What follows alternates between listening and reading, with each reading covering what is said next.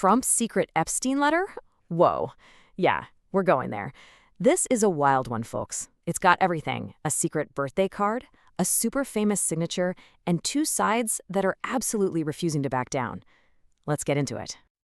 All right, before we jump in, you know the drill. If you love digging into stories like this, do me a huge favor, smash that like button and subscribe. It really helps us out. Okay, let's do this. So this whole thing kicks off with a birthday card, supposedly from Donald Trump to Jeffrey Epstein. And it ends with this just incredibly weird line. Happy birthday, and may every day be another wonderful secret. I mean, what does that even mean? Right? That was my exact reaction. So here's the big question. Is this thing for real? Or are we looking at one of the craziest fakes ever made? Let's break it all down. Okay, so the second this letter drops, published by the House Oversight Committee and the Wall Street Journal, Team Trump and its allies just went into full-on attack mode. Their verdict? It's a complete and total sham. And the official White House line came out fast and hard. Press Secretary Carolina Leavitt was super clear, basically saying, nope, he didn't draw it, he didn't sign it, period. Then you had White House aide Taylor Budowich, who just cranked it up to 11. He starts posting all these examples of Trump's handwriting and just yells, defamation. And boom, just like that, you have an all-out social media war over a signature.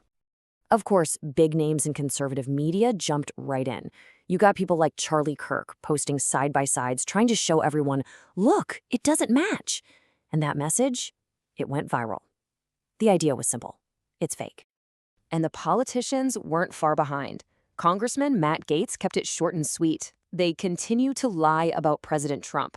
So the message from what we can call Team Fake was loud, it was clear, and everyone was on the same page. So there you have it. Case closed, right? A really bad forgery.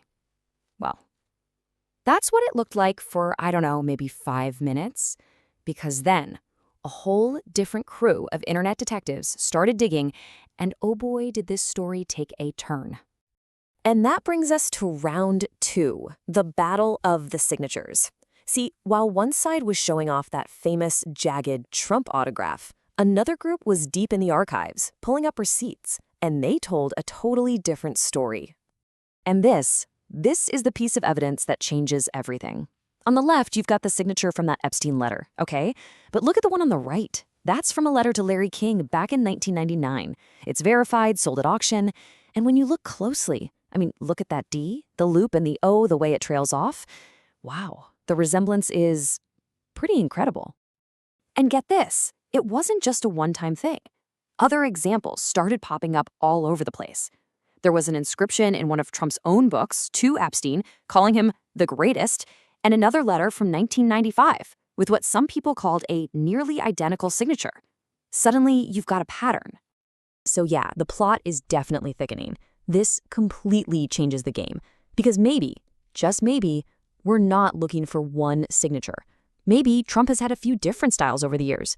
And if that's true, that whole "it's obviously fake" argument, well, it starts to look a little shaky. Okay, but why does any of this even matter? I mean, it's a weird birthday card from a long time ago. Who cares? Well, you have to remember, this isn't just about a signature. It's about the very long, very public friendship between these two men. Let's just rewind to 2002. In an interview with New York Magazine, Trump himself said Epstein was a terrific guy and a lot of fun to be with. He even made that now infamous joke about how Epstein liked women on the younger side. And apparently, the feeling was mutual. Epstein actually described himself as Donald's closest friend for 10 years. So you see, it's this whole history between them that makes a weird letter like this so significant.